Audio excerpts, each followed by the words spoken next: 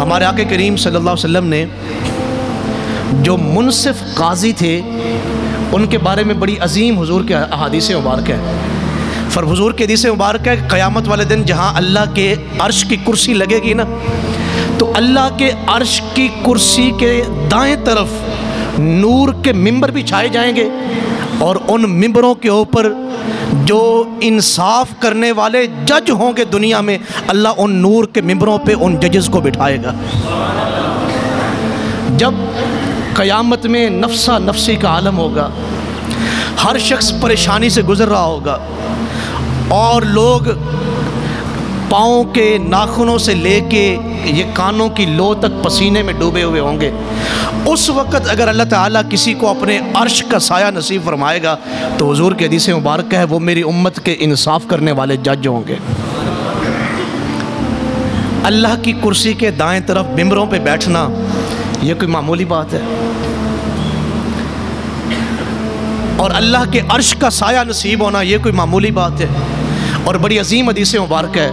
کاش یہ میرے ملک کے جو جج ہیں ان احادیث مبارکہ کو سنیں اور پھر وہ اپنے مقام کو سمجھیں کہ اللہ نے ہمیں کتنے بڑے مقام پہ فائز کیا. میرا آقا کریم صلی اللہ علیہ وسلم کی حدیث مبارک ہے قیامت والے دن اللہ تعالیٰ جس شخص کو ملنا چاہے گا، اللہ جس شخص کی ملاقات چاہے گا، اور اللہ کے رحمت کے جو شخص سب سے زیادہ قریب ہوگا، میرا آقا کریم کے حدیث مبارک ہے وہ انصاف کرنے والا جج ہوگا. اللہ انصاف کرنے والے جج سے ملاقات کا شوق رکھے گا، اور پھر اللہ کی رحمت کے بھی وہ شخص قریب ہوگا. اور قیامت والے دن اللہ تعالیٰ کو جس شخص پہ سب سے زیادہ غصہ ہوگا، اللہ جس پہ سب سے زیادہ اللہ تعالیٰ ناراض ہوگا، وہ ناحق فیصلہ کرنے والے قاضی اور جج سے اللہ تعالیٰ ناراض ہوگا. میرا آقا کریم صلی اللہ علیہ وسلم کی ایک بڑی عظیم حدیث مبارک ہے. فرمایا 3 قاضی ایسے ہیں، 3 ججز ایسے ہیں، ان میں سے ایک کے اوپر اللہ تعالیٰ نے جنت واجب کر دی، اور 2 کے اوپر اللہ تعالیٰ نے دوزخ کو واجب کر دیا. اب جس شخص پہ جنت واجب ہے وہ کون ہے؟ میرا آقا کریم صلی اللہ علیہ وسلم نے فرمایا وہ جج جو انصاف لوگوں تک پہنچانے کے لیے محنت کرے. ہمارے معاشرے میں کون سا ایسا جج ہے جو کیس کی تحقیقات کے لیے خود محنت کرتا ہو؟ وگرنہ ہماری امت کے جو پچھلے بڑے بڑے قاضی گزرے ہیں، چیف جسٹس جو گزرے ہیں ہماری امت کے بڑے بڑے، وہ جا کے بیس بدل کے کیس کی خود تحقیق کرتے. آج کل تو ہمارے ہاں اتنا بڑا ظلم ہے، اگر کسی کے ساتھ ظلم ہوا ہے تو وہ پہلی بات تو یہ ہے کہ بیچارہ تھانے تک پہنچ نہیں سکتا. اگر وہ تھانے میں پہنچ جائے اور اس کے پاس پیسے نہیں محرر کو دینے کے لیے، تو کیا مجال ہے کہ اسے منشی کے کمرے میں کوئی کرسی مل سکے. ہمارے اس دن عدل کا جنازہ نکلتا ہے جس دن مجرم کو تھانے میں اعلیٰ کرسی دی جاتی ہے اور غریب مدعی کو باہر دھوپ میں کھڑا کیا جاتا ہے. اس دن جنازہ نکل جاتا ہے ہمارے عدل کا. بغیر پیسوں کے آپ کی درخواست نہیں ہو سکتی، بغیر پیسوں کے آپ کی FIR نہیں ہو سکتی، بغیر پیسوں کے آپ کا پرچہ نہیں ہو سکتا. اگر پرچہ ہو گیا تو اس کے اوپر جو ہمارے تفتیشی صاحب ہیں وہ ضمنی آپ کے حق میں نہیں لکھ سکتے جب تک آپ ان کو پیسہ نہ دیں. پھر آپ کا کیس عدالت میں آ جائے، آپ عدالت میں جو جج صاحب کے ساتھ ریڈر بیٹھا ہوا ہے، اگر اس کی فائل میں آپ پیسے نہیں رکھ رہے، وہ آپ کی فائل جج کے سامنے رکھنے کو تیار ہی نہیں. وہاں جو باہر پولیس والا کھڑا ہے جج کے باہر، وہ جناب آپ کو یوں آنکھیں نکالے گا کہ جیسے پتہ نہیں آپ نے کوئی 200-400 آدمی کو قتل کر کے آئے ہیں. یہ ہمارے لیے بڑے شرم کا مقام ہے. کچھ عرصہ پہلے سعودی عرب سے ایک مذہبی آدمی آئے پاکستان کے دورے پہ، تو وہ کسی عدالت کے قریب سے گزرے، کچہری کے قریب سے، تو وہاں بڑا ہجوم تھا اور بڑا رش تھا اور لوگ، ٹریفک جام تھی اور گاڑیاں تھیں اور لوگوں کا ہجوم تھا. تو اس نے پوچھا کہ یہاں ہجوم کیسا ہے؟ تو بتایا گیا کہ یہ سول کورٹ ہے. اس نے کہا سول کورٹ کیا ہوتا ہے؟ تو ساتھی نے بتایا کہ جناب سب سے پہلے اگر کسی کو انصاف چاہیے تو وہ سول کورٹ کا رجوع کرے گا. اگر اسے وہاں انصاف نہ ملے تو پھر وہ سیشن کورٹ میں چلا جائے گا، بڑی عدالت میں۔ اگر اسے وہاں بھی انصاف نہ ملے تو پھر وہ ہائی کورٹ میں چلا جائے گا۔ اگر اسے وہاں بھی انصاف نہ ملے تو پھر وہ سپریم کورٹ میں چلا جائے گا۔ تو یوں اس نے نا ایسے اپنے سر پہ ہاتھ رکھا، یوں کہا جس نے سول کورٹ سے سپریم کورٹ تک جانا ہے، سپریم کورٹ سے تک پہنچنے سے پہلے تو اس نے مر جانا ہے، اس کی زندگی ختم ہو جانی ہے، تو اسے انصاف کہاں سے ملے گا؟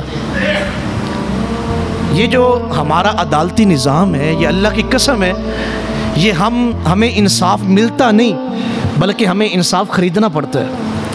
آپ وکیل صاحب کو پیسے کس لیے دیتے ہیں؟ انصاف کے حصول کے لیے۔ اور پھر ججوں کے قلم کس لیے بکتے ہیں؟ پیسوں کے حصول کے لیے۔ اور کئی ایسے چیف جسٹس گزرے ہیں ہمارے ملک کے جنہوں نے ریٹائر ہونے کے بعد یہ کہا کہ ہماری جیلوں میں 75% جو ہے وہ جو لوگ جیلوں میں پڑے ہوئے ہیں وہ مجرم ہی نہیں ہیں۔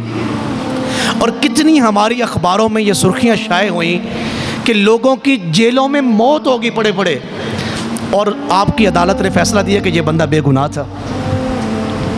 ہمارے سیالکوٹ میں کیا اس ماں کی داستان ہمارے سامنے نہیں جو کئی سالوں تک ننگے پاؤں عدالت کا چکر لگاتی رہی ہے کہ جب تک مجھے انصاف نہیں ملے گا تو میں جوتا نہیں پہنوں گی؟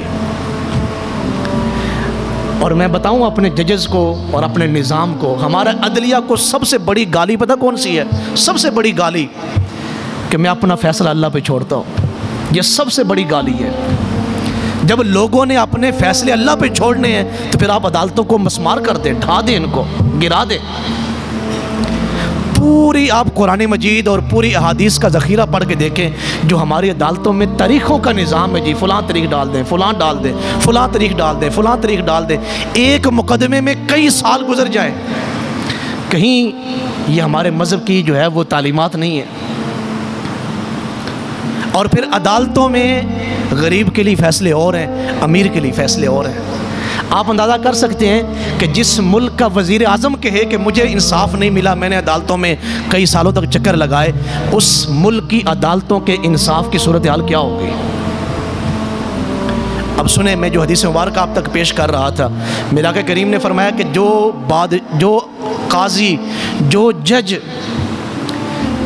کسی کیس کے لیے محنت کرتا ہے کہ وہ خود کوشش کرتا ہے کہ میں اتنی بڑی مراعات لیتا ہوں، اتنی بڑی تنخواہیں لیتا ہوں، تو وہ خود تحقیق کرتا ہے کہ یار اس کیس کے پیچھے اصل حقائق کیا ہے، اور پھر محنت کے بعد اللہ کی توفیق سے وہ عدل کرتا ہے، حق پر فیصلہ کرتا ہے۔ فرمایا اس کے ایک کیس کی محنت اور عدل کی وجہ سے اللہ تعالیٰ اس پہ جنت کو واجب کر دیتا ہے۔ یعنی اگر کسی جج نے ایک فیصلے کے لیے، ایک کیس کے لیے خود محنت کی اور پھر اس کو عدل کے اوپر کیا، انصاف کے ساتھ فیصلہ کیا، جب اس کا قلم انصاف کے ساتھ چل رہا ہوتا ہے تو میرے آقا کریم نے جامع ترمذی میں فرمایا کہ حضور علیہ السلام نے ارشاد فرمایا اس کا قلم تو یہاں فیصلے کے صحیح ہونے پہ چل رہا ہے یا حق ہونے پہ چل رہا ہے، اللہ اس کا نام جنتی لوگوں میں لکھ رہا ہوتا ہے۔ اور اگلے جو دو پہلو ہیں وہ بڑے سخت ہیں۔ میرے آقا کریم نے فرمایا کہ پھر دو جج ایسے ہیں جن کے اوپر اللہ نے دوزخ کو واجب کر دیا ہے۔ ان میں سے پہلا شخص حضور نے فرمایا جس کے اوپر یہ ظاہر ہو جائے کہ حقیقت کیا ہے، جج کے اوپر ظاہر ہو جائے کہ حق کیا ہے، اس کے اوپر حق ظاہر ہونے کے بعد بھی وہ غلط فیصلہ کرے، تو جس دن وہ غلط فیصلہ کرتا ہے اللہ اس پہ دوزخ کو واجب کر دیتا ہے۔